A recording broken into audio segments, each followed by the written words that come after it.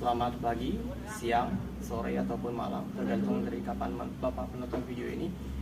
Hari ini kami akan menjelaskan tentang apa itu etika akademik. Nah, perkenalkan, nama saya Feliciano, dan untuk pengertian dari etika akademik sendiri, etika akademik adalah suatu nilai-nilai luhur yang diterapkan dalam insan pendidikan, dalam pikiran seseorang, perilaku seseorang, dan tindakan seseorang dalam bidang akademik, seperti dalam perguruan tinggi atau bidang pendidikan lainnya.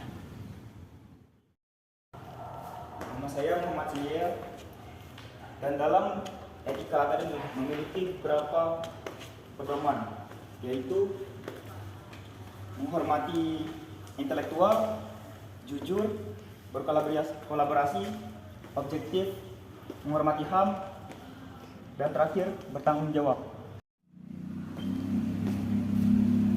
Apakah kalian mengerti arti-arti pedoman yang telah saya sebutkan tadi? Yang pertama, penghormatan intelektual.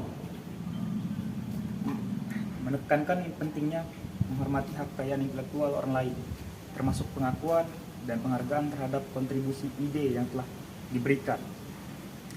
Kejujuran.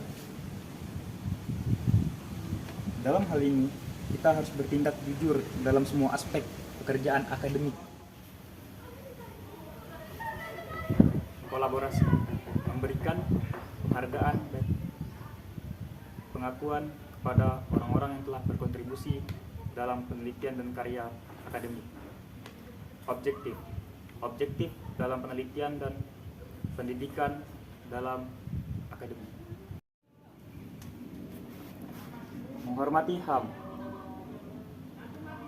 memperjuangkan penghormatan terhadap hak asasi manusia dan menghindari penelitian atau praktek yang melibatkan pelanggaran hak asasi manusia.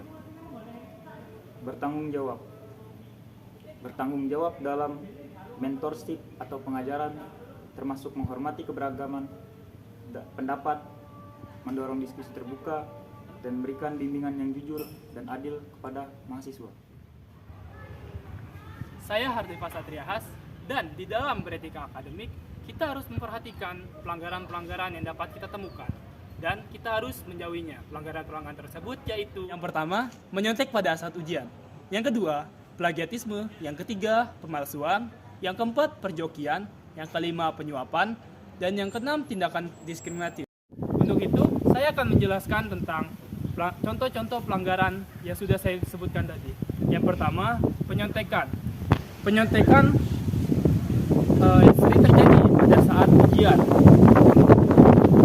mencontoh hasil kerja milik peserta ujian lain, dan menggunakan atau mencoba menggunakan bahan-bahan informasi dan alat bantuan studi lainnya yang tidak diizinkan dalam ujian.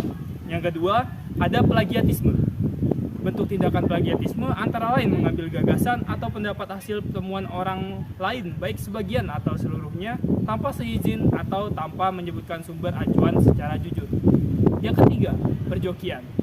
Tindakan yang dilakukan dengan sengaja atau tidak, menggantikan kedudukan atau melakukan tugas atau kegiatan untuk kepentingan orang lain, atas permintaan orang lain atau kehendak sendiri dalam kegiatan akademik. Yang keempat, ada pemalsuan. Bentuk tindakan pemalsuan antara lain melakukan kegiatan dengan sengaja atau tanpa izin yang berwenang, mengganti, meniru, atau mengubah, memalsukan sesuatu untuk mendapatkan pengakuan. Dan yang kelima, ada tindakan suap menyuap, memberikan atau menerima imbalan uang, barang atau bentuk lainnya yang dilakukan untuk mendapatkan keuntungan tertentu secara tidak sah, baik bagi penerima maupun pemberi.